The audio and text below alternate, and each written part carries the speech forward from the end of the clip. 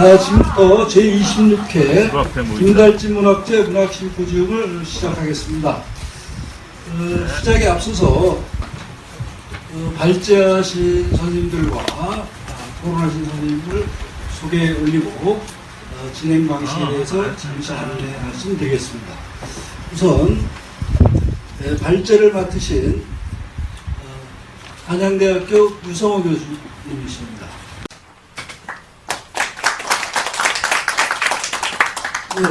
또 발제를 맡으신 문학 뉴스페이퍼 대표이신 이민호 대표님이십니다. 토론을 맡으신 선생님들 소개해 드리겠습니다. 진주 경상대학의 장만화 교수님이십니다. 고려대학교의 김종훈 교수님입니다. 전 사회를 맡은 시쓰는 신동룡입니다. 반갑습니다. 요즘 비대면 회의가 참 유행하는 유행처럼 됐는데 이쪽 김달진 문학제에서는 창원시의 배려, 김달진 문학제 집행위원들의 열정이 합쳐서 좀 낯설게 오랜만에 얼굴을 맞대고 발표와 토론을 하게 됐습니다. 아주 귀한 자리이니만큼 많은 것을 생각할 수 있는 그런 계기가 됐으면 좋겠습니다. 자, 그러면은 진행 방식은 이렇게 하겠습니다. 두 분 토론자분들이 차례차례 발제자 분들께서 발표하시고 나서 토론을 하시고 그 뒤에 프로에 계신 분들한테 기회를 드리겠습니다. 그때 같이 참여하시면 고맙겠습니다. 네, 그러면은 유성호 교수님부터 발표를 하시겠습니다. 안녕하세요. 초가을에 따뜻한 날씨가 인상적입니다. 이럴 때는 세미나보다는 산책을 하는 게 당연히 좋은데 우리가 정한 약속이 있으니까 제가 짧은 시간 동안 소임을 다해보겠습니다. 아마 이런 테마를 우리 김달진 문학제 운영위원회에서 정하신 까닭은 아마 우리 시대가 가파르게 변하고 세상 어느 것도 제자리에 있지 않고 급격하게 변하는 사회에서 시가 어떻게 존재하고 어떻게 소통되는가 뭐 이런 방식에 대한 검토를 해보자 그런 뜻인 것 같습니다. 항상 이런 주제는 먼 길을 돌아도 대체로 예상 가능한 결론으로 오기가 쉬운데 제 글도 그러지 않을까 생각합니다. 그리고 이제 더불어 2021년이니까 제가 어렸을 때 학교에서 공부할 때 20세기는 10년 단위로 분할해서 많이 공부했던 것 같아요. 정지용은 1930년대 시인이고 김지한은 1970년대 시인이고 1990년대 들어서서 뭐 포스트 모더니즘이 나왔다 이런 식으로 마치 10년만 있으면 뭐가 세상이 바뀌는 듯한 착시 현상을 10년 단위로 이렇게 잘라서 본 것 같아요. 그러고 보면 21세기도 두 번의 구획이 생긴 셈입니다. 2000년대와 2010년대가 이제 완료되었고 지금 우리는 2020년대에 삽니다. 근데 이제 어디를 보아도 21세기의 10년 단위의 두 연대를 10년으로 끊어서 통찰하는 그런 찾기는 쉽지 않은 것 같습니다. 21세기가 너무 빨리 가고 있는 것 같은 느낌도 들기도 하고 20년 전체가 뭐가 늘 변하니까 뭐 10년 단위로 끊기가 좀 민망한 측면도 있는데 저는 버릇처럼 2010년대는 과연 무엇이었던가 이런 생각을 하면서 글을 써보기 시작했습니다. 2010년대는 그러니까 정치적으로나 문화적으로나 전혀 다른 경험을 가진 작가나 시인들의 등장을 우리가 목격하고 있습니다. 사회적으로는 페미니즘의 성세와 더불어 이른바 사회적 소수자들에 대한 존재 방식의 탐구 의제가 강하게 흐름을 형성한 바 있습니다. 일국 차원의, 그러니까 한반도 내 혹은 한국 그런 시각에서 벗어나서 탈북, 난민, 외국인 노동자, 결혼이민 여성 등 다양한 인적 구성들을 문학적으로 형성한 지가 제법 오래되었고 2010년대는 아주 보편적인 현상이 됐습니다. 우리 근대가 민족을 상상하던 시대에서 훌쩍 벗어나서 탈민족 서사들이 이렇게 그리고 계급도 뭐 이를테면 양대 계급 정도 생각했다가 그것으로 환원할 수 없는 수많은 사람들의 노동의 존재 방식들도 2010년대 그려진 것 같습니다. 또 바깥으로 보자면 한강 소설이 맨 부커상 인터내셔널 부문을 수상한 이후에 이른바 세계문학 이론으로서의 한국문학 담론이 인위적으로 부양되는 측면도 있었지만 활발한 인적 기류와 해외로의 진출이 늘어나면서 이제 한국 문학이 국력에 비해서 상당히 변방에 처해 있었는데 이제 그런 데서 벗어나고 있는 듯한 느낌도 2010년대의 느낌입니다. 국내적으로는 이제 출판 시장은 불황을 겪고 반대로 디지털 혁명에 의한 스마트폰의 일상화로 말하자면 문학의 향유 방식이 급변한 것 같습니다. 아마 오늘 테마도 그러한 변화를 반영한 테마인 것 같습니다. 특별히 시에서는 2000년대를 담론적으로 장악한 힘이 미래파라고 하는 세 글자에 조금 집약된다면 2010년대는 이른바 포스트 미래파, 한때 좀 난해하고 좀 이렇게 실험적인 시를 썼던 시인들이 물론 연치가 늘어나는 자연스러운 현상을 덧붙여서 속속들이 이제 자신만의 어떤 서정으로 다시 귀환하는 느낌도 들었고요. 또 소설에서는 82년 김지영이라는 굴지의 베스트셀러가 나타나서 페미니즘 논쟁을 뜨겁게 했습니다. 그다음에 또 문학 외적으로 표절 논쟁이나 미투 운동 같은 그 문학을 또 왜소하게 만드는 충격들도 있었던 것 같습니다. 그리고 출판사들이 팟캐스트 붐이 일어서 유력한 비평가나 작가들을 마이크 앞으로 불러냈고 비평도 종이책에서만 이루어지지 않고 유튜브로 옮겨갔습니다. 우리는 좀 덜하지만 영화 비평으로 만약에 시각을 돌리면 이제 유튜브가 다 합니다. 심의 21인이 우리가 알고 있는 영화 매체들을 통해서 영화 비평을 접하는 사례는 이제 거의 없는 것 같습니다. 그나마 문학은 문예지들이 수송을 하고 있는 바람에 그래도 유튜브 잠식률이 다른 인접예술보다 덜한 것은 사실인데 반대로 또 우리가 흔히 말하는 본격 문학이 정치하는 동안 이른바 웹 서사들을 비롯한 큰 포괄적인 장르 문학이 강세를 띠기도 했습니다. 또 정치나 윤리라고 해서 20세기의 전유물 같았던 담론들이 다시 돌아와서 문학과 윤리라고 하는 또 애도 이런 단어들이 비평적 어떤 충격을 주기도 했습니다.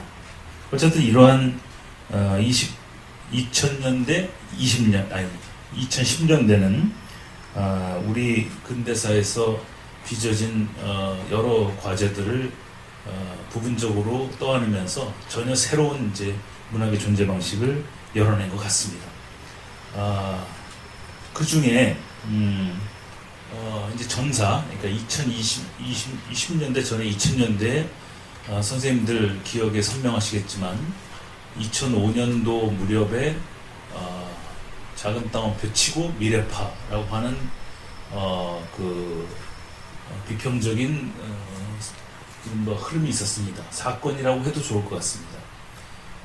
물론 그 미래파로 명명되었고 호명되었던 그 수많은 시인들은 우리가 다 알듯이 서로 전혀 다른 시를 쓰는 사람들이지만 하나는 같았다고 본 거죠. 그러니까 그동안 20세기 동안 한국의 근대시가 누적해온 어떤 힘들, 그러니까 소위 말해서 서정, 참여, 실험이라고 하는 삼분법에 어느 쪽으로 귀속되었든 의미지향의 소통부 회조에서 조금 멀찍이 벗어나서 독백적이고 좀 길고 문장과 문장 사이의 거리가 멀고 그리고 궁극적으로 메시지 위주의 시보다는 군데군데 발견되는 문장들이 주는 부분적 충격으로서의 시 이런 것들로 이제 은유보다 환유를 선호한다든지 음악의 경도가 좀 높아진다든지 다음에 한국어에 대한 매력을 조금 양도하고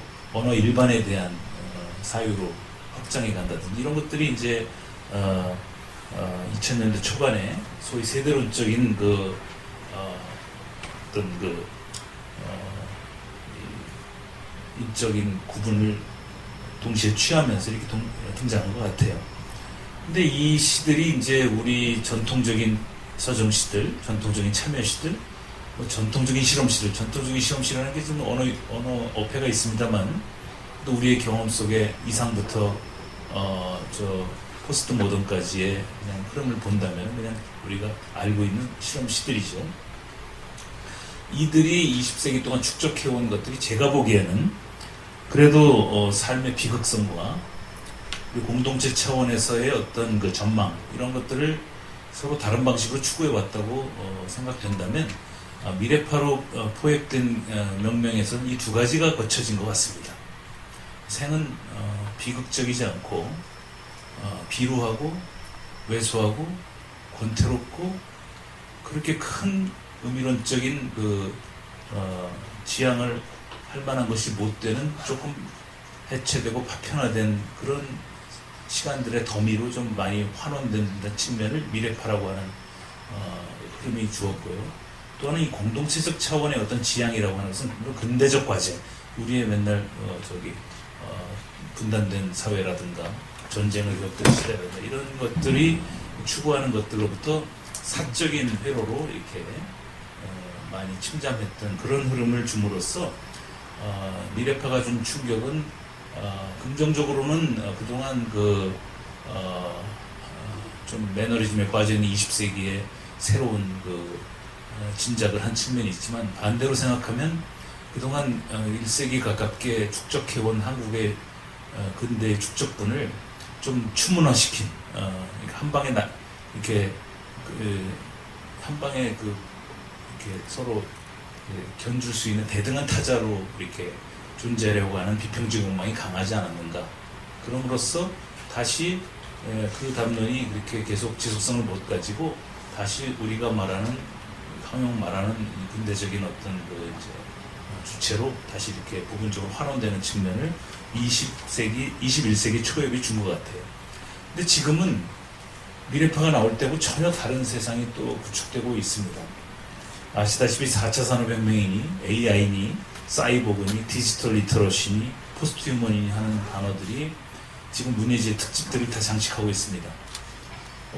어느 문예지는 동물권이 이번에 특집이에요. 동물권. 인권이 아닙니다. 이제 인권. 사람만 권권. 그게 아니고 이제 동물권. 그래서 이제 그러니까 포스트 휴먼, 탈휴먼. 그러니까 인간 중심적인 원래 인문학이라는 게 인간에 의한 인간의 파악, 인간의 가능성과 한계에 대한 탐구라고 그렇게 수세기 동안 규정해 왔는데 그 인간이 인간을 벗어날 수 있는 유일한 인간 아닌 존재는 신이었죠. 근데 이제 수직 상승이 아니고 이렇게 수직 하강하면서 이제 존재의 틀을 넓히는 형태 같습니다. 그래서 이 코로나 상황이라고 하는 불확실성의 점증과 더불어 이런 갑작스러운 외인들이 시의 존재 형태에 대해서 이제 강하게 규정해 들어오는 것 같습니다. 근데 이제 유튜브나 영상 주도 시스템에서 시 유통 회로를 우리가 전적으로 혹은 이제 상당 부분 그쪽으로 이월해 가자는 흐름도 있죠. 그러니까 영상시라든가 아니면 낭송을 이제 강화해서 물론 저는 시는 음악이라고 생각하는 참 오래된 버릇을 못 버리고 있는데요. 그래서 낭송도 좋아하고 저는 암송 좋아합니다. 암송. 그래서 애들 기죽일 때 주로 암송해요. 우리 선생님이 시를 더 외우는구나. 그래서 근데 이제 옛날 저희 첫 제자들은 제가 암송 막 하면 경이롭게 쳐다봤는데요. 요즘 학생들은 별걸 다 하네 뭐 이런 얼굴인 것 같아요.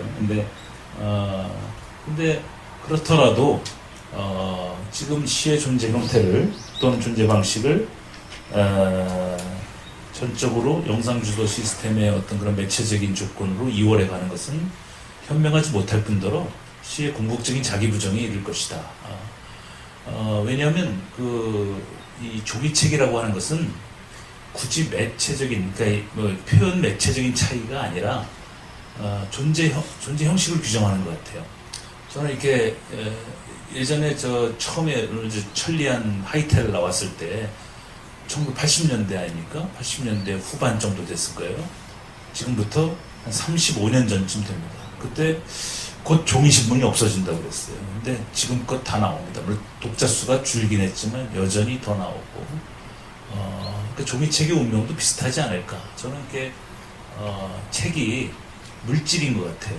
물질, 현장이고, 그래서 거기에는 스페이스가 있고, 지질이 있고, 지향이 있고, 또 거기에 여백이 있어서 언더라인과 자신의 시간도 이렇게 접어놓을 수 있고 하는 어떤 그 힘이 그 짤막한 시를 읽게 하는 아주 중요한 힘 같아요. 근데 말하자면 모니터상으로 흐르는 시는 일단 오기 오타가 너무 많고 그 검증할 방법도 없고 그러니까 또 동명이인에 의한 피해도 아주 큽니다. 누구 시인데 이름이 같다고 누구 시로 올라가지고 그 사람 시인 줄 알고 한참 분석했더니 결국 딴 사람이었다. 이런 거. 이런 것도 사실은 매체적 민주화라고 하는 측면에서 빚어지는 정체성의 상실 같은 게 있어서 저는 시가 이런 영상 위주의 시 생산 소비 구조에 마냥 기울어가는 것보다는 오랜 공력 동안 인문학의 축적과 함께 계승과 이렇게 해온 측면들을 고집스럽게 정예화하는 것이 역설적으로 시라고 하는 것을 지킬 수 있다. 또는 이렇게 근원적으로 시라는 행위를 우리가 할 수 있다는 얘기를 하고 있습니다. 그래서 첨예하고도 특수한 상상력에 일려진 인공 언어들이 시사적 전통과 대립하면서 서로 교체되고 바꾸고자 하는 욕망들 자본이 하는 일이고 매체라고 하지만 궁극적으로 자본이 하는 일 같아요. 하지만 그런 시의 에스프리를 한가름하는 표지는 여전히 그런 재규적인 형식이 있을 것이다라는 얘기를 드리고 있습니다. 우리 시대는 지금 감염병 사태로 인해서 주류적 삶의 방식의 대안적 실천이 10분만 아니라 다 요청되는 것 같아요. 이제 10만 관중이 운집한 채 치러지는 월드컵 결승전이나 수만 명이 한 라인을 출발하는 대규모 마라톤 대회 같은 거는 코로나 이전의 전설로 사라질지도 모릅니다. 오케스트라 공연장을 가득 메운 그 박수 부대들도 어떤 시대의 신화로 사라질지도 모르죠. 그때 이 시라고 하는 것이 우리가 경험하고 지금도 쓰고 지금도 읽고 지금도 저렇게 우리가 전시하고 행간을 이렇게 살피는 시는 그러한 그 매체적인 변이와 조금 고집스럽게 대결하면서 고전적인 생성과 향유 방식의 온전한 축적과 새로운 매체적인 여건을 부분적으로 수용하면서 나아가는 것이 필요하다는 그런 글을 쓴 겁니다. 그리고 지향적으로는 사실은 우리 20세기가 전체가 근대를 상상했죠. 근대. 미성숙한 상태에서 성숙한 자아로. 그리고 뭔가 결함이 많은, 결격이 많은 존재 조건에서 그것을 완성해가는 희망의 담론으로. 그게 이제 분단을 해소하고 혹은 이제 그 이전 시대는 이제 식민지 시대에서 벗어나고 가난을 벗어나고 상상력의 결핍에서 벗어나고서 뭔가 이렇게 완성되는 자아로 갔는데 지금은 그 완성을 넘어서서 과잉으로 가고 있는 그것과 또 시가 마주쳐야 되는 고단한 과제를 또 맡고 있습니다. 그러니까 그럴 때 역시 시를 향유하는 것은 여러 사람이 모여서 낭송을 듣고 또 같이 토론하고 또 합평회를 하고 뭐 이런 일도 필요하지만 시집 한 권의 많은 시간들을 자기가 이렇게 스스로 배치해가면서 읽어내는 그런 고전적인 힘이 시를 존재하게 한다는 그런 말씀이 오히려 최선의 시적 출구전략이 아닐까 조심스럽게 생각해 봅니다. 이런 것이야말로 바람직한 시의 역설적인 미래가 아닐까 하는 글을 한 40-50매 정도 짤막하게 써본 글입니다. 이게 사실은 약간의 좀 제가 오인한 게 있는데요. 원래 시에 이 책 하시는 아나운서 선생님께서 전화하실 때 시의 존재 방식을 좀 하라 그래서 이런 글을 쓴 건데요. 원래는 탈권위주의라는 게 키워드 같아요. 탈권위주의. 그러니까 말하자면 제 옆에 계신 이민우 대표가 이제 그 주제에 좀 맞춤한 발표를 할 것 같아요. 저는 오히려 어쩌면은 지금 우리 시대가 변화에 수세적으로 투항할 수밖에 없는 참 어떻게 해볼 수 없는 이제 인문학뿐만 아니라 인문학의 꽂힌 시도 이제 이렇게 시를 열망하는 사람이면 사람일수록 20세기에 대한 향수가 자꾸 드러나고 있고 변해가는 이 포스트 휴먼 시대에 시라는 게 과연 마치 80년대에 우리가 인문학이나 종이신문이나 종이책이 절멸할 것 같은 그런 위기감 비슷한 것이 있어서 시가 혹은 문학이 혹은 인문학이 계속 축소되고 뭔가 왜소화될 것 같은 그런 위기 같은 것이 있지만 제 생각에는 어떤 측면에서 보면 그렇겠지만 어떤 측면에서 보면 오히려 더 도롤하게 그것이 더욱더 필요성을 증대시키는 요인이 되지 않을까 하는 생각을 해서 근대 이후 우리가 몸에 익혀온 시적 언어의 존재론을 단일한 프레임으로 묶고 또 다른 시대적 변화에 부응하는 것을 어떤 진화된 프레임으로 묶어서 그걸 단계론적으로 설명하는 것을 과감하게 유보하고 시라고 하는 것이 기존의 방식과 새로운 방식이 끊임없이 대결하고 하면서 고전적인 향유 방식을 더 오랫동안 누리면서 시라는 것이 정해적인 자기 어떤 힘을 발휘할 것이다. 이런 예견을 해보고자 합니다. 예. 제 발표는 여기 있습니다. 감사합니다.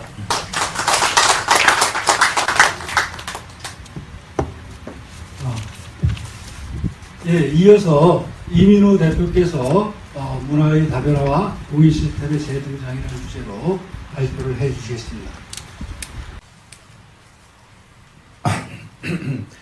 발표를 이제 하기 전에요. 어떤 시기가 가장 많이 변하는 시기라고 얘기할 수도 있을 것 같습니다.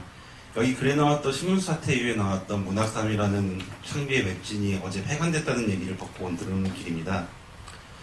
어떤 이런 변화들이 하루하루가 빠르게 변하고 있어서 제가 쓴 글은 어떤 매체가 어떤 플랫폼의 변화와 그리고 결국에 시스템의 변화가 글에도 영향을 미칠 거라고 예상한 후에 쓴 글입니다.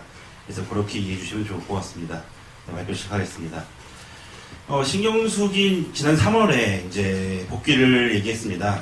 다들 아시겠지만 이거는 단순히 표절 사태가 아니었었고요. 이것도 어떤 문학 권력과 연관된 구조로서 인식됐습니다. 2015년도에 이 사건 이후로 다양한 문제들이 나왔습니다. 악스트, 리터, 리뉴얼 문제들이 등장했고요. 문학 권력에 대한 다양한 논쟁들이 나왔습니다. 하지만 2015년에 있었던 일을 그대로 돌아와서 이 문제에 대한 어떤 사과나 반성 혹은 문학 권력에 대한 이야기보다는 개인의 표절의 문제로 이 문제를 해석하려는 시도들이 있었습니다. 이러한 변화들은 단순히 신경수 사태에만 연관되어 있는 것들은 아닙니다. 이제 문예지를 매개로 한 한국 소설가의 사회적 지평이라는 논문을 보면 이런 비판들이 있었습니다. 문단 내에서는 어떤 외적 힘을 행사하는 이들이 있고 출판사와 자사 문예지별로 출간되어 있는 사람을 지지하고 밀어붙이고 소수의 엘리트가 배타적 지배를 하고 있고 문학장에 대개되는 다양한 사람들이 있고 이러한 이야기들은 2016년에 가서 더 심각해집니다. 문단 내 성폭력이란 고발 운동이 있었고요. 이후에 이제 어떤 문학적 권력들을 이용해서 어떤 착취나 이런 문제들도 이어지고 있었습니다. 실제로 저희가 이제 문화예술위원회 요청으로 문학 분야 불공정 관행 연구를 진행했습니다. 68.8%가 자신이 배제당하거나 혹은 특정한 작가에 특혜를 주고 있다고 믿는다 생각했습니다. 이러한 변화들은 되게 다양한 변화들이 일어나고 있습니다. 과거와 다르게 문인들은 64.9%가 자신을 노동자라고 얘기합니다. 예술가로서 분류하지 말고 노동자로 분류해달라고 얘기하고 있고요. 그리고 이들은 이제 등단제도, 청탁, 문학상 제도, 이 세 개의 축이었죠. 저희가 문단을 분류하게 하는 이러한 제도들에 대한 신뢰를 무너뜨리게 됐습니다. 원래 이제 등단지는 이제 권위에 따라서 이제 계급으로 나눠져 있었고요. 이건 학벌제도와 비슷한 능력이 있었습니다. 이것이 가능했던 이유는 등단제도가 이제 좋은 문학을 감별하고 작가 실력을 공정하게 평가한다는 믿음에서 비롯됩니다. 무슨 얘기냐면 좋은 작가와 나쁜 작가를 공정하게 평가할 수 있는 시스템이 있다는 신뢰 기반 제도라는 겁니다. 문제는 이 편집위원 체제, 그러니까 소수의 사람들이 이것을 평가하는 제도가 더 이상 신뢰받지 못하고 있다는 데 있습니다. 저희는 이걸 게이트키퍼라고 부르고 있는데요. 아시다시피 이 문예지 제도가 청탁에서 상을 받는 것까지 모두 교수 임용의 점수로 환영되고 있고요. 이 교수 등이 이번에 환원되고 있는 것들이 다시 이제 자신의 청탁 지면으로 이어지게 됩니다. 여기서 보면 응답자 중에 56.6%, 이제 저희가 부조리 연구를 했었을 때 이제 우리나라에서 처음으로 문인들 5,000명이 넘는 사람들 대상으로 했을 때 이들의 반은 구두 청탁을 받았고 이들의 70.6%는 원고를 못 받더라도 추후 청탁이 끊길까봐 얘기를 하지 못했고 이런 부조리들이 연속돼서 이어지고 있었고요. 이러한 특성은 문학단체에 소속되어 있고 시인이고 나이가 많으실수록 부조리를 많이 당한다는 사실로 확인되었습니다. 문단 시스템에 깊숙이 들어갈수록 신뢰를 잃을 만한 경험을 하게 된다는 거죠. 그래서 실제로 이런 것들은 어떤 변화로 일어났냐, 지망생들의 5명 중에 1명은 더 이상 등단으로 데뷔하기를 원치 않습니다. 여기서 주의해야 할 점은 더 이상 등단을 데뷔 매체와 분리해서 본다는 겁니다. 다양한 데뷔 방식이 있을 거라 믿고 있고요. 그래서 그 중에 등단은 일체 하나가 되어 있습니다. 그러면 왜 중앙일간지에서 등단하는 것을 기피하냐라고 물어보면 운영자에 대한 불신이 44%, 공정성 미약, 그리고 독자들이 읽어주지 않을 것이다 라는 시선들을 가지고 있습니다. 그러면 이제 막 데뷔를 하려는 친구들은 무엇으로 데뷔를 하려고 그러냐라고 하면 독립문예지, 웹진, 메일링 등을 통해서 데뷔를 하기 위해 노력하고 있습니다. 물론 출판문화의 변화, 문단문학 왜소화 등 다양한 이유가 있겠지만요. 문예지들의 색이 이제 더 이상 어떤 다양화되지 못한다는 시선들을 가지고 있고요. 최근에 나온 담론들, 페미니즘, 동물권, PC주의 등등은 놀랍게도 모든 문예들이 일변화되고 있습니다. 각자의 특성을 갖고 있다기보다는 최근에 가장 많이 나온 담론들을 모두가 똑같이 이야기하고 있음을 확인할 수 있습니다. 여기서 당연히 여성주의, 젠틀리피케이션, 패션 등 현재 문예지가 다루지 않는 수많은 담론들이 독립문예지와 웹진 등을 위주로 돌아가고 있습니다. 최근에 텀블벅 시스템 등이 좋은 예시일 것 같은데요. 자가 출판과 다르게 텀블벅 시스템은 상호 소통 시스템입니다. 자신이 팬들과 소통을 하고 직접 책을 내고 이런 변화들을 나타낼 수 있고요. 메일링 역시 2,000원에서 10,000원 정도 혹은 무료로 독자들을 모집해가지고는 그들과 이야기를 나누고 진행되고 있습니다. 이러한 변화들은 더 이상 출판사 혹은 편집위원들을 통하지 않고 작가들이 직접 독자들과 목소리를 낸다는 게 주요 포인트입니다. 이들의 활동은 출판 시장의 작가라기보다는 크리에이터라는 정체성에 가깝습니다. 크리에이터라는 것은 동영상, SNS를 기반으로 하고 있는 콘텐츠를 생산하는 사람들을 얘기합니다. 유튜브 크리에이터들은 많이 들어보셨을 거예요. 소통, 공유, 참여, 상호작용을 기본으로 하고요. 경제, 사회, 문화적 가치를 창출하는 신개념 미디어를 보통 얘기합니다. 여기서 가장 큰 차이는 단방향으로 정보를 전달하는 게 아니라 쌍방향 소통을 해야 한다는 지점이 있습니다. 이들은 출신, 연령, 성별에 상관없이 1인 창작을 하고 있고요. 1인 비디오 콘텐츠 제작이 최근 콘텐츠 시장의 주류 문화로서 되고 있습니다. 여기서 상호 신뢰가 무너진 이제 문단 시스템에서 좀 더 자유롭고 변화된 활동 시스템들이 들어가고 있는 겁니다. 그래서 현재 정부에서 운영하고 있는 문화예술위원회도 그렇고요. 다양한 지원 시스템에서도 더 이상 등단이라는 표현을 사용하지 않고 있습니다. 대비라는 표현으로서 이름을 바꿨고요. 이런 뉴미디어적 소통 시스템이 가장 중요한 지점으로서 되고 있는데요. 문예지 100주년에서 공병훈 교수가 조사한 거에 따르면요, 지금 문예지들이 바뀌어야 되는 점이 무엇이냐라고 얘기했을 때요, 독자 참여와 소통에 대해서 문제가 있다는 의견이 76.5%가 넘었습니다. 이 지적은 무슨 얘기냐면 더 이상 문예지가 종이 일관적인 메시지를 전달하는 게 아니라 쌍방소통 미디어로서 변화해야 된다고 독자들도 작가들도 느끼고 있다는 지점이 있습니다. 이런 웹진들이나 다양한 시스템들은 가장 중요한 지점은 상호 소통과 창작자 개방 편집위원 시스템 등이 있을 텐데요. 단순히 이거는 문학계에서만 일어난 일이 아닙니다. 한국출판산업진흥원 출판사태 시스템을 보면요, 출판계 매출은 끊임없이 줄어들고 있습니다. 56%까지 줄어들었고요. 문제는 출판사의 숫자는 더 늘어나고 있다는 겁니다. 10년 전에 비해서 출판사의 숫자는 23배 늘어났습니다. 하지만 수익은 늘어나지 않고 있습니다. 이 이야기는 갈수록 종수가 늘어나고 65,400건까지 늘어나고 있음에도 불구하고 더 이상 종이책 시장이 통계적으로 무너지고 있다는 것을 확신할 수 있습니다. 여기서 유일하게 매출이 늘어난 곳이 있습니다. 바로 웹소설입니다. 웹소설은 전자책 유통 매출의 38%를 차지하고 있고요. 규모가 2,400억에서 4,000억까지 늘어나고 있고 올해는 8,000억 이상을 찍을 거로 예상되고 있습니다. 이런 자본적 지점은 돈을 단순히 많이 번다는 지점보다는 매체 변화의 특성으로 이해하시는 게 더 좋습니다. 현재 전자책이라고 부르는 것들은 독자들이 대부분이 보고 있지 않습니다. PDF와 EPUB 방식이라 불리는 종이책을 디지털한 것에 불과한 것들은 더 이상 읽히지 않는다는 얘기입니다. 웹소설은 그 문법 자체가 기존 시장과 다릅니다. 문피아 같은 것들을 보면요, 누구나 자유롭게 출판사 상관없이 웹소설을 출판할 수 있고요. 능동적으로 독자와 소통하고 그 독자 선택받았을 때 플랫폼 유료 연재로 이어지고 있습니다. 뉴미디어와 이어지는 가장 큰 지점들은 과거 독자들에게 단순히 전달하던 것들을 소통하고 이야기를 진행하고 있습니다.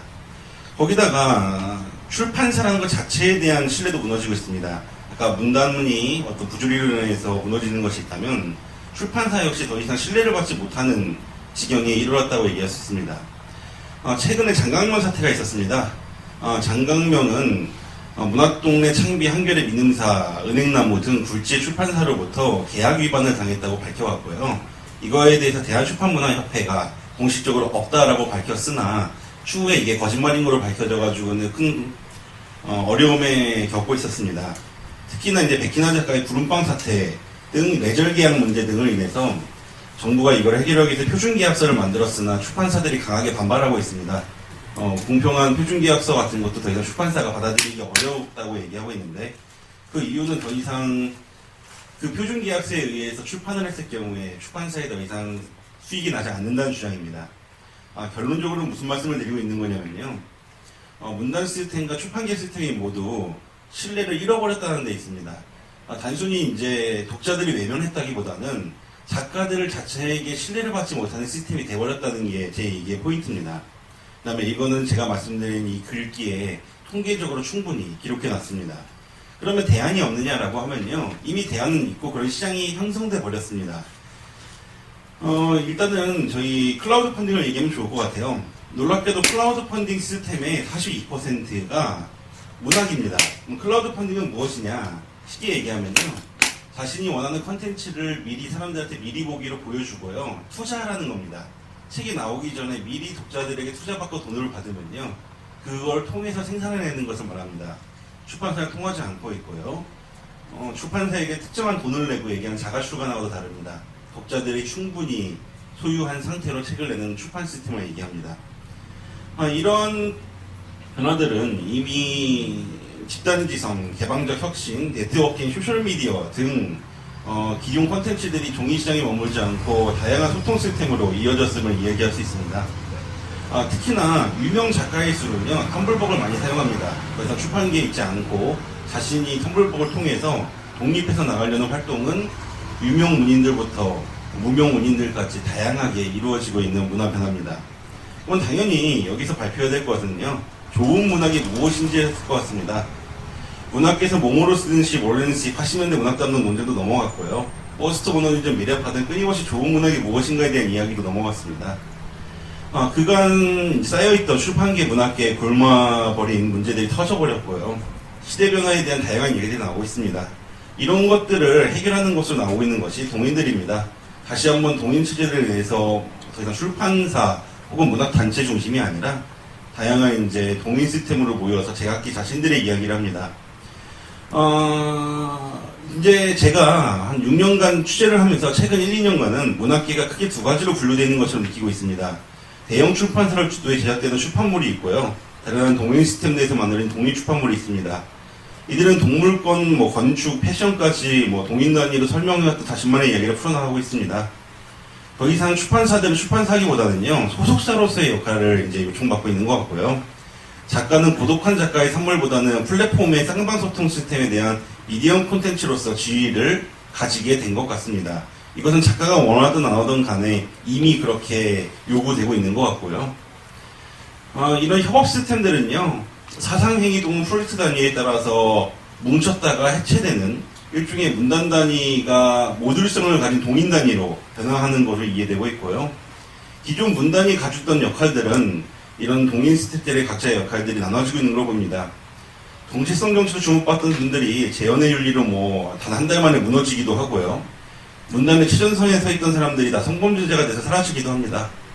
문학장에서도 이제 문학 활동을 자신이 어떻게 설명하는지 스스로가 소통하고 이야기하는 게 중요한 것 같습니다.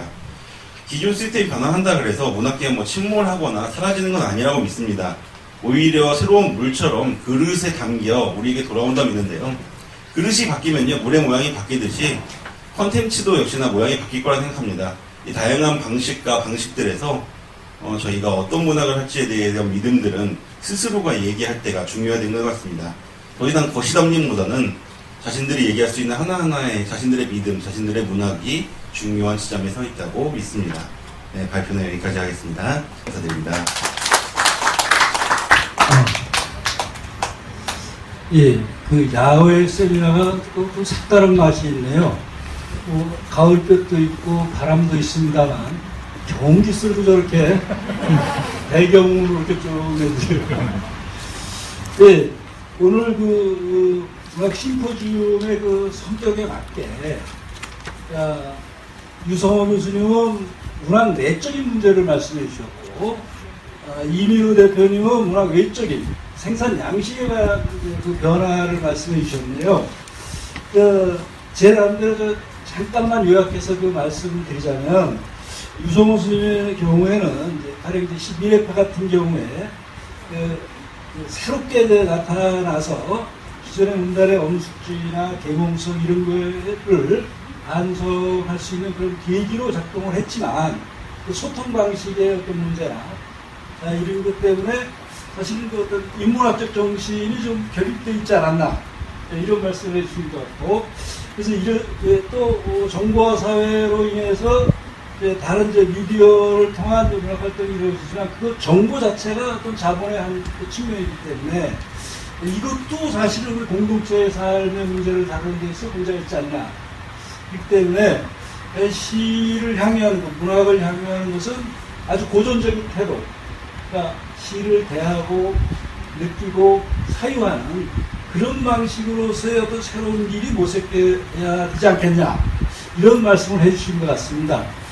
또 이민우 대표님 같은 경우에는 기존에 문해시 중심의 문단 권력이 가지고 있는 폐쇄성, 대타성 이런 것 때문에 그 작가와 권력 사이의 어떤 상호 불신 작품이기 때문에 새로운 미디어 시대에 맞게 매직 소설이라든가 웹소설이라든가 이런 것을 통해서 그러니까 작가들 나름대로 어떤 자구책을 아주 효과적으로 이렇게 개척해 나가고 있는 그런 문학 생산 양식을 새롭게 소개해 주신 것 같습니다.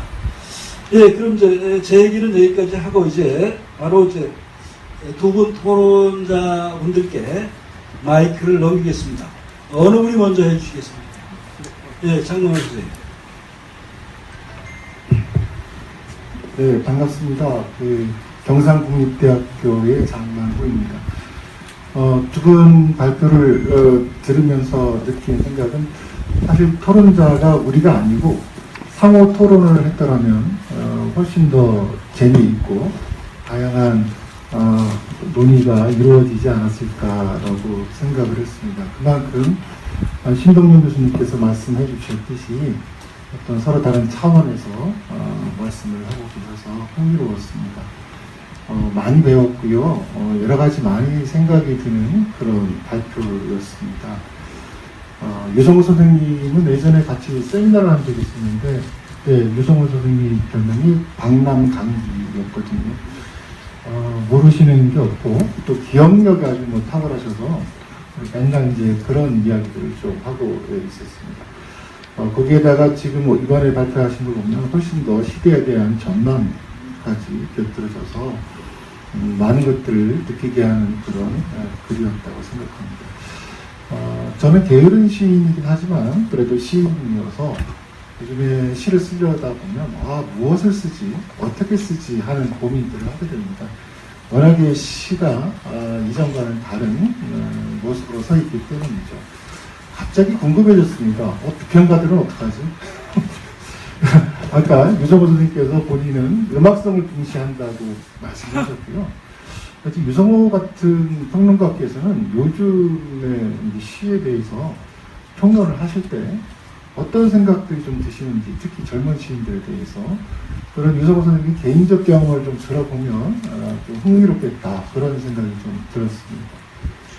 다른 하나는 이제 선생님이 글의 마지막 부분에서 생태주의 문학을 좀 이렇게 말씀을 하고 계세요. 생태주의 문학이 새로운 인류사적 과제로서 재설정되면서 포스트 코로나 시대의 미학적 항체를 만들어갈 수 있겠다. 그리고 그 길만이 지금 시대를 넘어서는 최선의 시적 출구 전략이 되지 않을까라고 조심스럽게 생각해 본다라고 말씀을 하셨습니다.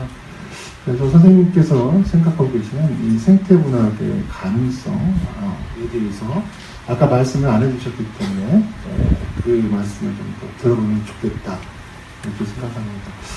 이민우 대표님께서는 정말 문학 바깥에서 저희가 알지 못했던 다양한 여러 가지 흐름들을 보여주셔서 많이 공부가 되었습니다. 아마 이민우 대표님은 이런 글을 쓰시고 그리고 뉴스페이퍼를 운영하시면서 가장 많이 들으실 수 있는 질문은 이런 걸 것 같습니다. 그렇다면 독립출판을 하는 그 동인들 그리고 개인들, 그들이 발표하고 있고 출판하고 있는 그 작품들의 문학적 성취는 어느 정도인가?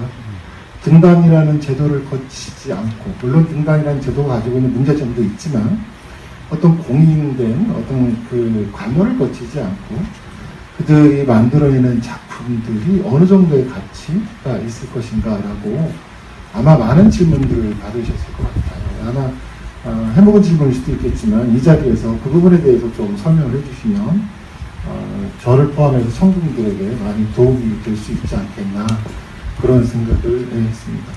하나 더 질문을 드려보겠습니다. 독립출판의 경우 이제 유명한 작가가 따로 독립출판을 하는 경우를 제외하고요, 자신들이 주류를 거부했거나 혹은 거부당했다고 생각하는 사람들의 시도라고 할 수 있습니다. 어떻게 보면 자발적 혹은 비자발적 비주류라는 가능성과 한계를 가지고 있다고 할 수 있습니다. 대중출판의 대안으로 등장한 이 독립출판은 지역의 독립서점을 매개로 해서 지금 유포되고 있는데요. 때로는 이제 문화단체, 지자체의 지원사업, 청년정책을 위한 수단으로 이용되기도 합니다. 그런데 또 이마저도 없을 경우 독립출판하고 그냥 끝나는, 유통되지 않는, 그래서 자기 죄기적인 독백이 지나지 않을 수 있는 그런 우려도 좀 있겠습니다. 그래서 대부분의 독립출판이 지속성을 담보할 수 없는 예외적 체험에 그치는 경우가 많을 것 같다고 짐작을 해봅니다. 한편으로는 이 문학의 독자가 줄어드는 상황에서 이 독립출판을 하는 문청들은 문학의 소중한 미래 자원이며 동력일 수도 있다고 생각을 하는데요. 이 독립출판의 확대 그리고 발전을 위해서는 어떤 조건이 구비되어야 하는지, 그리고 독립출판 문학이 큰 대문자 문학이라는 큰 영역 안에서 의미 있는 시도가 되기 위해서는 어떤 노력을 문단, 기존 문단이든 아니면 제도든 해야 할지 이것에 대해서 좀 궁금해졌습니다. 이 부분에 대해서 선생님의 고견을 말씀해 주시면 감사하겠습니다. 이상입니다. 체크를 하셨다가 나중에 한꺼번에 말씀드립니다. 예.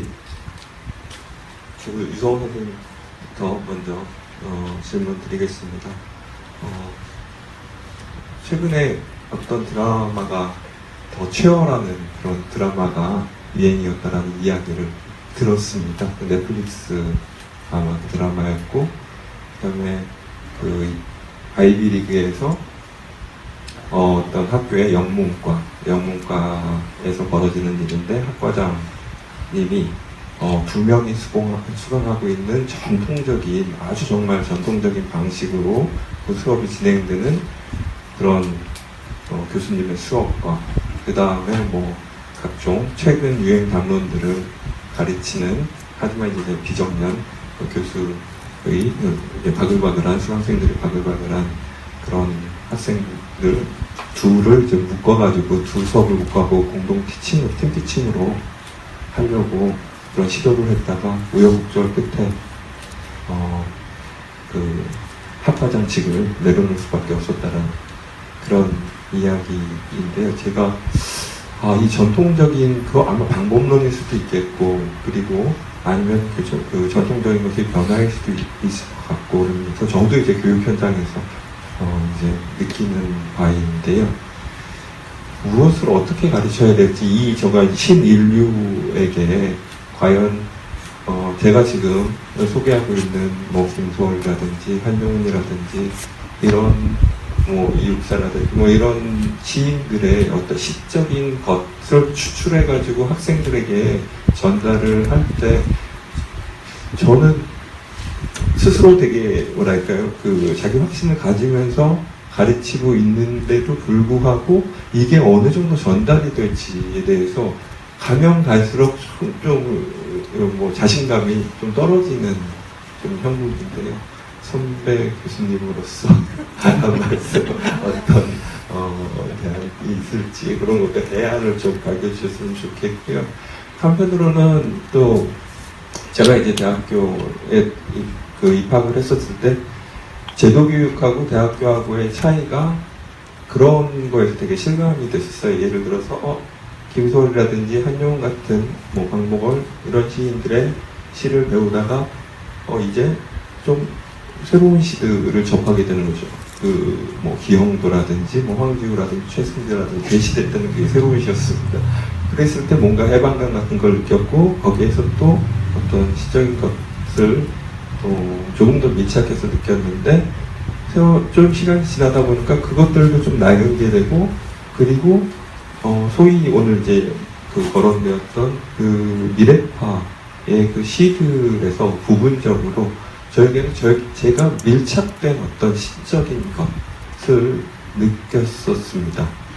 그래서 드디어 내가 느끼고 있는 어떤 말로 표현하지 못했던 것들이 여기에서 언어로 표현되고 있다라는 어떤 뭐 해방감 같은 것들을 좀 느꼈는데요. 이런 부분들 아마 이제 지금 학생들 같은 경우는 그것도 이제 좀 촌스러워할 수도 있을 것 같고요. 그러면은 이 발본적인 것이고 근원적인 것들도 시대에 따라서 조금씩 그 체감 그리고 위치가 조금씩 바뀌는 것은 아닐까라는 제 고민을 선생님께 드려봅니다. 그리고 두 번째 저희 이민호 선생님께도 질문을 좀 드리겠습니다. 첫 번째는 다양함의 획일화라고 말씀을 드릴 수도 있을 것 같은데요. 그러니까 아까 말씀드렸던 그 뭐 더치어라든지 저희 못 봤고요. 그 유튜브 같은 경우 유튜브의 요약본을 이제 접했는데 되게 재밌더라고요. 여러 버전의 요약본을 봤는데요. 이 유튜브라는 것이 이게 맨 처음에는 되게 재밌게 보다가 요즘은 볼 게 없어지는 거예요. 왜 볼 게 없냐면은 저에 맞춰, 제 취향에 맞춰가지고 알고리즘이 해가지고 점점 정보 내지는 폭이 좀 좁아진다라는 느낌이 있었습니다. 그래서 어떤 다양성, 이게 아마 다양한 채널들이 있었을 텐데, 그 알고리즘에 의해서 오히려 획일적인 정보들만 선택이 되고, 그러므로 인해서 조금씩 제가 선택할, 그러니까 그 시적인 것을 느낄 수 있는 다양함과는 조금 더 멀리 떨어지는 것은 아닐까라는 그런 좀 생각이 들었습니다. 그래서 이 독립출판 다양한 매체들의 형식들은 굉장히 무수히 많이 등장을 하지만 실제 이 어떤 그 분별력이라든지 아까 그런 그 독립출판의 시적인 그 성취에 대해서도 질문도 아마 다 있는 것 같은데요. 그런데 실제로 수용자 입장에서는 어느 정도 좀 좁은 자기가 가지고 있는 어떤 그 인식의 폭을 넓히기보다는 재확인하는 데에 그 다양한 매체들을 선별적으로 사용하게 되는 것은 아닐까라는 그런 우려를 들었는데요. 그 알고리즘을 통한 재체험이 지금 이민우 선생님께서 그 발표하신 그 내용하고 어느 정도 부합하는지 그런 것들도 잘 모르는데 한번 좀 여쭤보겠습니다. 그리고 또 하나는 동인의 어떤 체제. 그러니까 이제 저는 이 동인 그리고 독립출판 그러면은 예전에 그 대중가요에서 언더그라운드, 그러니까 조용필과 들국화 이런 언더그라운드 세계에서 이제 자우림으로 대변되는 이제 인디 밴드들의 그런 어떤 출연으로 패러다임이 바뀐 것으로 좀 그런 거하고 유사하게 좀 느껴지는데요. 무슨 얘기냐면은 그 동인들이 출연하는 것이 독립적이고 그리고 기존에 있었던 어떤 그 주류들을 해체 내지는 재편하는 거에 대해서는 저는 어느 정도 기여를 할 수도 있을 것 같은데요.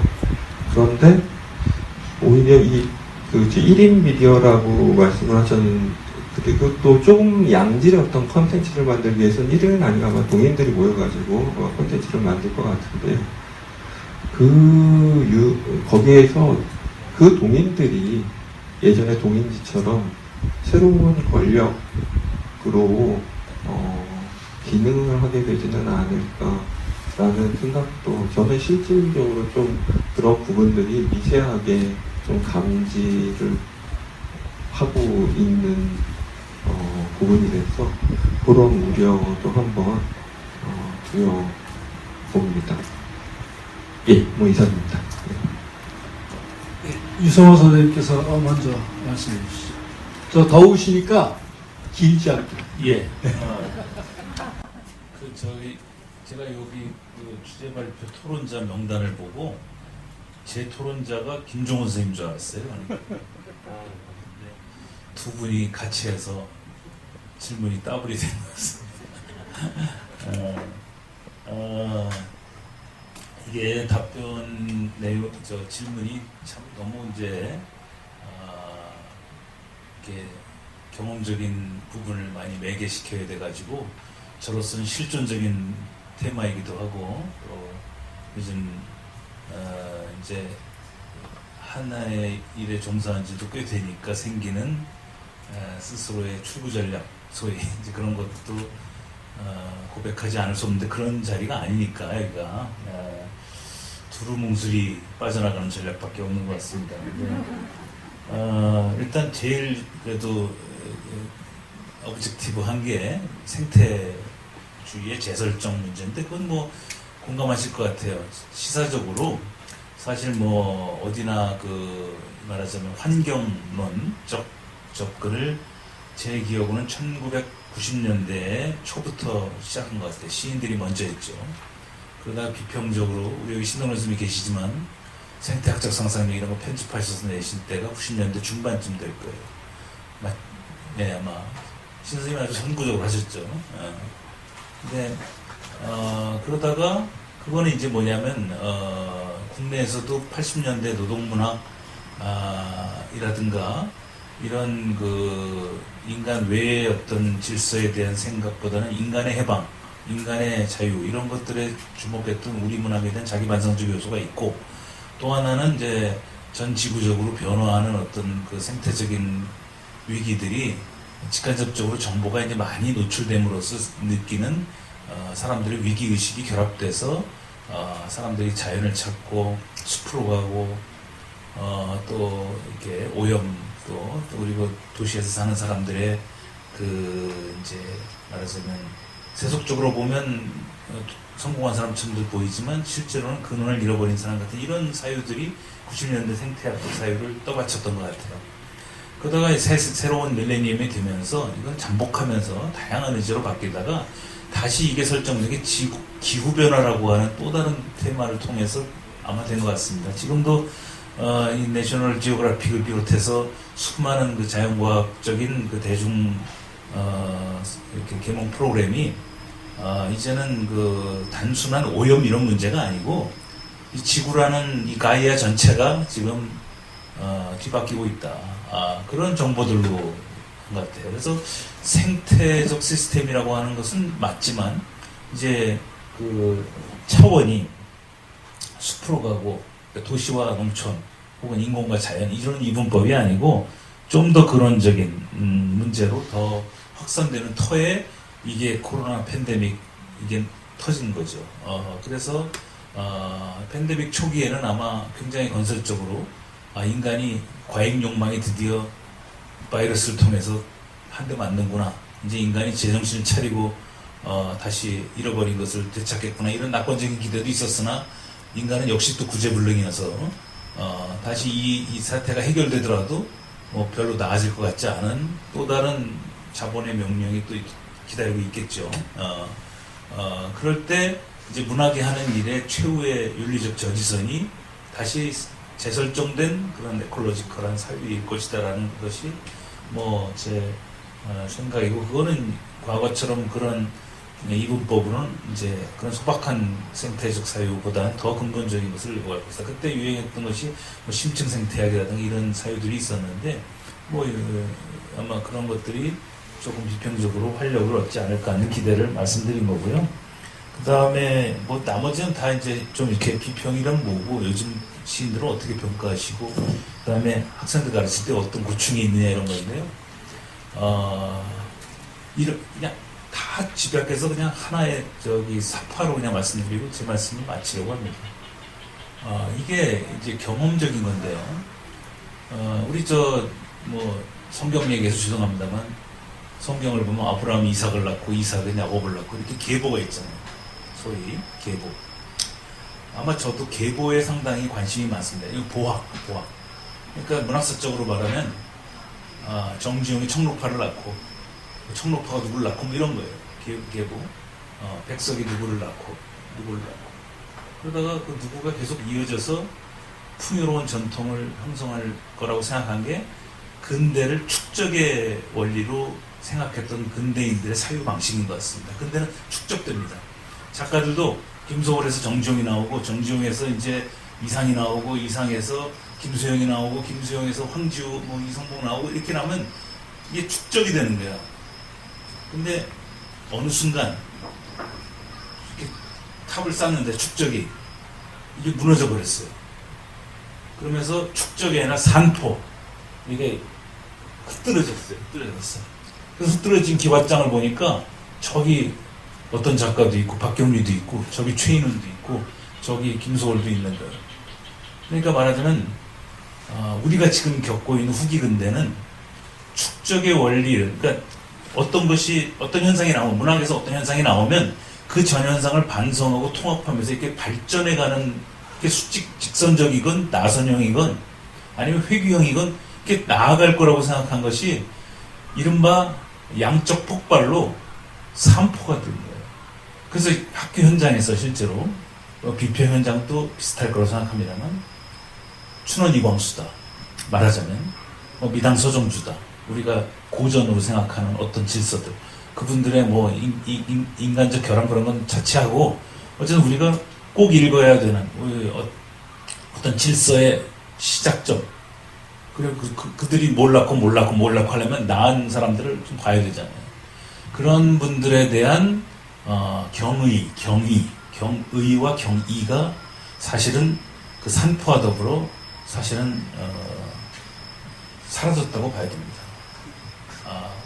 사라졌다고 하면 너무 비참할지 모르지만, 그러니까 교수가 학생 보고, 비평가가 시인 보고, 이것이 꼭 우리가 검토해야 될 질서라고 말하기가 어려워진 거죠. 그냥 n분의 1이에요. one of them. 그러니까 그 작가를 굳이 몰라도 꼭 이광수부터 시작 안 해도 돼요.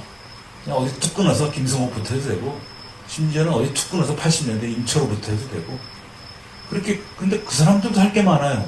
워낙 이제 양이 많아졌으니까. 그러니까 제가 석사 논문 쓸 때 우리 선생님이 야, 윤동주가 하한선이다 그러셨어요. 윤동주가 하한선이다. 그 다음은 안 돼요. 왜냐면 생존 작가들이니까. 근데 윤동주가 45년에 돌아가셨는데, 그로부터 수십 년이 지나고 근대문학이라고 일컬을 수 있는 문학적 유산은 그때보다 제가 보기엔 한 100배쯤 늘어났을 겁니다. 우리가 읽고 평가할 수 있는 텍스트가. 그러니까 축적은 불가능해요. 한 개인이 진짜 김소월부터 지금 젊은 시인까지 다 꿰고 있을 가능성은 거의 없습니다. 그리고 시가 들어갈지인데 소설 전공자는 더 심하겠죠. 소설 전공자는 지금 요즘 누구 전공자로 굳어가요? 누구 전공자. 그 사람 박경리만 해요. 그것도 힘들어. 그러니까 이 축적의 신화를 가졌던 근대 초기의 이상이 사실 후기 근대의 이 산포라고 하는 수많은 양적인 폭발로 인한 수직 질서의 이게 하강 평준화 이런 거를 우리가 예상을 못하고 계속 축적을 해온 것 같은 느낌이 스스로 듭니다. 저는 그때부터 이때까지 다 경험적으로 갖고 있기 때문에 그걸 전사로 이걸 후사로 그릴 수 있어요, 저는. 그러나 후사가 전부인 학생들은 이거를 요청받을 가능성이 없죠. 그러니까 지금 질서가 현재형일 뿐이고 선생님이 할 수 있는 것은 내 질서를 옮긴다는 뜻에서 가르치면 불가능하고요. 그냥 내가 문학이라고 합의할 수 있는 어떤 현상에 대해서 뭔가 이렇게 매력을 주는 거예요. 우리 선생님이 참 문학을 사랑하는구나. 저런 사람이 돼야겠구나. 저러면 안 되겠구나. 그런 걸 줘서 수업은 진짜 김소월로 해도 되고 최승자로 해도 되고 엊그저께 출간한 그 젊은 시인 시집으로 해도 아무 상관이 없어요. 그게 김소월을 해야 된다는 어떤 저로서는 강압이 있죠, 당연히. 그래서 하죠. 하지만 학생들이 받아들이는 저기 소월이 제일 먼저 있었고 그 다음에 명랑이 있고 그 다음에 미당이 있고 이런 질서 같은 거를 학교 현장에서 하는 것은 어려운 것 같습니다. 그래서 단면이에요, 단면을 끊어서 전체를 유추하는 수밖에 없겠다 하는 생각을 좀 하고 있는데 그 단면을 어떻게 또 고를 것인가 하는 것은 비평가나 교육자가 스스로의 어떤 시적인 선호도가 있겠죠. 소설은 더 어려울 거라 생각해요. 지금 대학에서 소설을 읽힌다는 것은요, 정말 어려울 것 같습니다. 시는 그래도 수업 시간에 읽으면 돼요. 하다못해. 야, 읽어. 그러면 되는데, 그게 좀 어려운 측면. 그래서, 가르침이, 그리고 비평가는 또 어떠냐. 비평가는 이 넘치는 이 어마어마한 작품들을 누가 다 그걸 질서화하고 범주화하고 또 선후관계를 가려서 또 어떤 시인이 시집을 5권 냈으면 10권을 냈으면 그걸 첫 시집부터 끝 시집까지 이렇게 어떤 변화를 그거를 하기라는 것이 좀 어렵죠. 저는 비평은 해설적 기능과 이제 비판적 기능이 있다고 생각하는데요. 해설적 기능은 그야말로 질서를 만들고 해명을 해주는 거예요. 비평가가 시인의 어떤 입장에 서서. 근데 이쪽 해석적 기능과 비판적 기능은 자기가 텍스트를 선해서 그 텍스트가 가지는 어떤 보이지 않는 힘들을 다시 이건 연구자의 기능이죠, 사실은. 그러니까 이런 건데 우리가 지금 양적 폭발의 시대에는 후자보다는 전자적 기능이 더 늘어나게 됩니다. 그런 측면도 비평가가 가진 예리함, 정회성, 다음에 독자적인 목소리 이런 걸 기대하는 것이 좀 약화되는 측면이 있어요. 평균적 목소리가 많아진다는 뜻입니다. 근데 이 평균적 목소리를 어떤 문장으로, 어떤 방식으로 어떻게 하느냐에 비평가의 아우라는 달라지겠지만 기대되는 어떤 지평이 좀 이렇게 평준화된 측면은 있다. 그러나 비평가에게 여전히 그들의 몫이 있다. 누구는 미래파를 격렬하게 반대하는 사람이 있을 거고, 누구는 미래파를 부분적으로 옹호하면서 스팝하려고 하는 사람이 있고, 어떤 사람은 그런 담론 자체에 관심이 없고 오로지 낱낱이 시편을 자세하게 분석하는데 공력을 다하는 사람이, 그런 차이는 있는 거죠. 예, 그래서 저 비평가가 저는 예전에 비평가라 그러면 아주 예리하고 아주 냉정하고 아주 뭐랄까요, 아주 그야말로 그냥 날카롭게 선택과 배제를 동시에 하는 그런 캐릭터라고 이름 자체가 그런 느낌을 주는데요. 사실은 굉장히 포괄적이고 웬만한 면에서는 다 이렇게 좀 뭐랄까 그들의 존재 방식을 해명해 주는 쪽으로 이렇게 바뀌고 있는 저를 봅니다. 그거 괜찮아요. 꼭 나쁜 건 아니에요.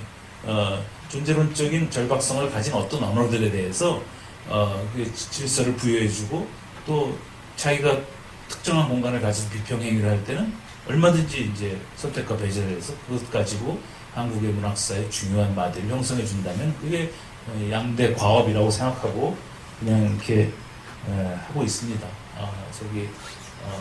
근데 시인들은 너무 많이 나오고, 그리고 마지막 하나, 원래 비평가의 기능 중에요, 이렇게 잡지가 오면 제가 아는 사람 반, 모르는 사람 반이지 않겠습니까? 개인적으로 안다는 게 아니라 작품을 읽어본 사람이 있고, 그러면 과거에는 정말 멀지 않아요. 한 1, 20년 전만 해도 이렇게 모르는 사람 시도 좀 봤어요.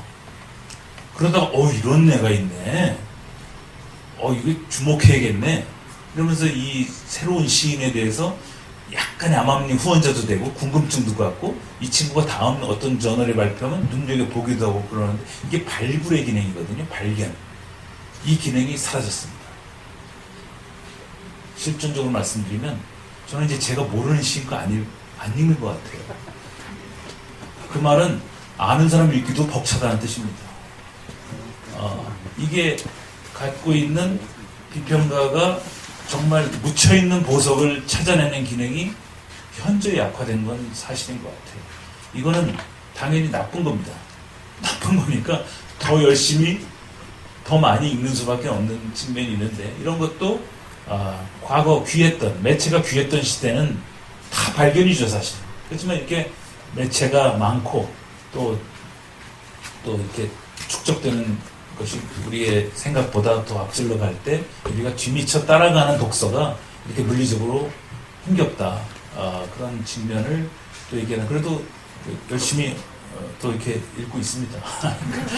그 싸움이죠, 뭐. 그러다가 이제 예정된 패배가 기다리고 있는데, 그래도 이렇게 하는 것이 이런 생각을 하면서, 그 질문이 너무 그런 걸 하셔가지고 제가 이렇게. 예, 감사합니다.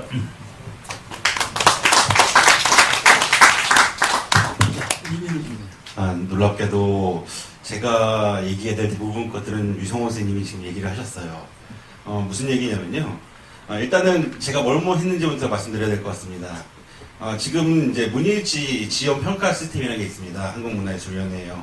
그거의 연구 용역, 그러니까 지금 심사 시스템의 기틀을 제가 잡았습니다. 그렇기 때문에 대부분 문예지들을 이제 심사하고 평가하는 방식들에 대한 연구가 있었는데요. 독립문예지들보다 놀랍게도 기존에 있는 작금의 문예지들이 유통이 안 됩니다. 이 연구를 새롭게 시작했던 이유는 뭐냐면요. 한국작가회의 때문이었습니다.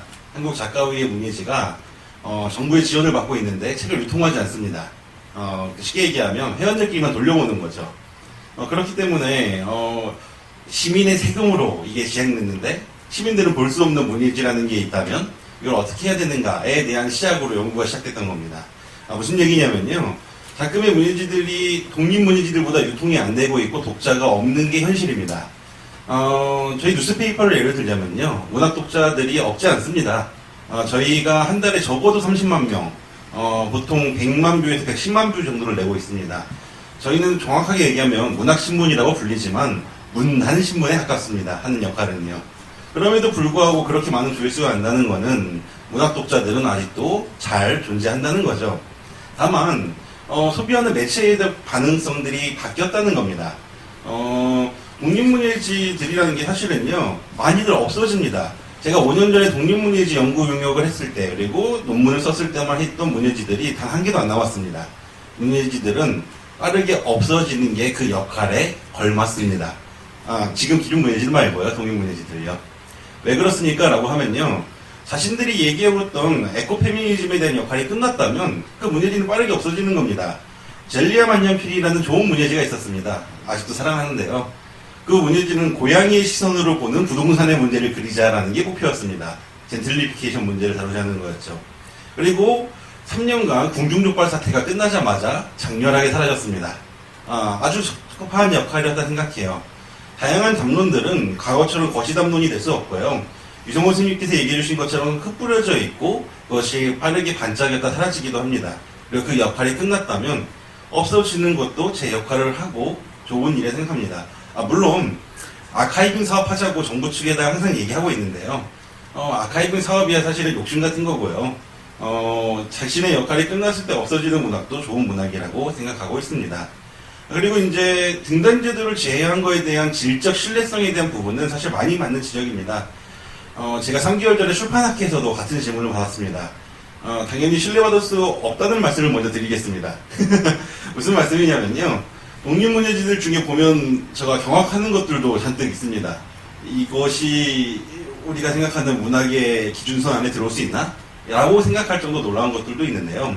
그 전에 저희가 인지의 건을 이뤘습니다. 황인창, 현우 시인, 이소연 시인, 다양한 젊은 시인들이 현재 원고 청탁을 받을 때 독립문예지와 일반 문예지를 구분이 애초에 두지 않습니다. 저희가 이제 공석에서 소통을 위해 독립문예지라 부르고 있습니다만 젊은 시인들의 인식론 안에서는 그냥 문예지입니다. 그렇기 때문에 그런 구분선 자체가 무너진 게 지금의 어떤 인식이고요. 다만 독립문예지가 무엇으로부터 독립했는가에 대한 의문을 오히려 저희가 갖는 게 맞다고 생각합니다. 기존 문단이라고 부르는 것들도 사실은 어떤 뚜렷한 존재대로 확인하기는 어려운 거고요. 시스템에서의 독립으로 본다면 그 독립문예지들이 이런 지점들이 있는 겁니다. 좋은 문학이 무엇인가에 대한 논쟁은 항상 있어 왔었고 지금도 있을 겁니다. 그게 어떤 실천문학적으로 보는 문예지들, 아까 젤리아 만년필 같은 것들은요. 그냥 페미니즘은 정말 실천문학계에 들어가 있죠. 근데 이들이 쓰는 작법이나 방식들은 미래파부터 시작해서 신서정도 아닙니다. 구서정시까지 나타납니다. 생각지도 못했던 다양한 것들이 박물관처럼 들어가져 있어요. 이것들이 이제 성공할 수 있는 이유는 아까 얘기하는 이제 동인 시스템이 모듈화됐다는 표현을 씁니다. 필요할 때 뭉쳤다가요 해산됩니다. 그것이 모듈화되지 않고 기승되어 단체가 됐다면 그때부터는 동인 시스템이 아니라고 보는 게 맞습니다. 근데 아마 동인 시스템을 벗어나서 단체가 되기 힘들 거예요. 왜냐하면 요즘 젊은 문학인들이 뭉쳐서 단체 활동하는 걸 그렇게 싫어합니다. 예술인 특별법이라는 게 통과돼서 최근에 문학단체들의 노조를 만들어야 한다는 의견들이 굉장히 강력하게 있는데요. 놀랍게도 젊은 문인들한테 나오는 목소리 아닙니다. 젊은 문인들은 사실은 그런 것들이 좀 어려워하거든요. 그러면 우리는 무엇을 봐야 되냐라고 했을 때요. 어떤 거시담로로서 강력하고 훌륭한 시가 다시 한번 재등장할 거라 믿지는 않습니다. 동인들한테서. 그들은 각각가 흩어져서요. 자신들이 믿는 이야기들과 믿는 담론들을 합니다. 그래서 그들의 독자층은 적어도 100명 이상은 됩니다. 꾸준히 지지하는 매니아들이 있는 거예요. 그 매니아들을 바라보고 시 활동을 합니다. 그리고 활동들도 항상 자기들끼리 모여서 해요. 그래서 이들이 좋은 문학이라는 평가를 할 사람이 다수의 모두가 아니고요. 자신들의 책을 사주라 100명 정도만 있다면 생각해 보시죠. 매 책을 낼 때마다 100명이 모두 다 15,000원 정도의 돈을 내주고 산다 했을 때 자본적으로도 그리고 활동적으로도 동인활동으로도 문제가 없습니다. 다만 역시 아쉬운 거는 과거처럼 어떤 것들이 틈틈이 쌓여서 우리들의 모두에게 이게 지금의 문학이야 라고 부를 수 있는 거시적인 것이 등장하기에는 이 시스템에서는 어렵습니다. 그런데 이 시스템이 굉장히 보편화돼 버리고 있고 그렇기 때문에 과거처럼 강력하게 누군가가 이끌어 나가는 백마탄 신화적인 사람이 등장하는 일은 되게 어렵다고 생각하고 있습니다. 그렇기 때문에 이런 질적 변화들에 대해서 나쁜 것들은 어차피 독자들이 없어요. 대부분 독자들은요 문예 창작가생들입니다. 어마어마하게 전국에 있는 문창가생들이 매번 졸업하고요. 그 외에 플러스 알파로 있는 문학 독자들이 있습니다. 그들의 숫자만 생각해 보더라도 각자 자신이 좋아하는 것을 파고 있고요. 평론가들이 평을 하고 있고요. 분화된 상태에서 각각의 제자리에서 자라나고 있을 거라고 믿습니다. 이 정도면 보편적인 답이 다 됐을 거라고 생각합니다. 감사드립니다. 반갑습니다. 오늘 그 모시기 힘든 두 분을 모셨습니다. 그러니까 프로에 계신 분들 중에 이 기회에 그 질문하실 게 있으면 질문하십시오. 기회를 드리겠습니다.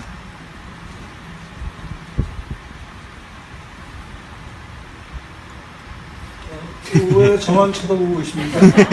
더우니까 빨리 끝내라고요? 고개를 끄덕이시는 분이 그런 것 같습니다. 예. 주요발표를 해주신 유성호 교수님, 이민우 대표님 고맙습니다. 그리고 토론해주신 김정우 선생님, 장만호 선생님 고맙습니다. 이로써 제26회 김달진 문학제 문학심포지움을 마치겠습니다. 고맙습니다.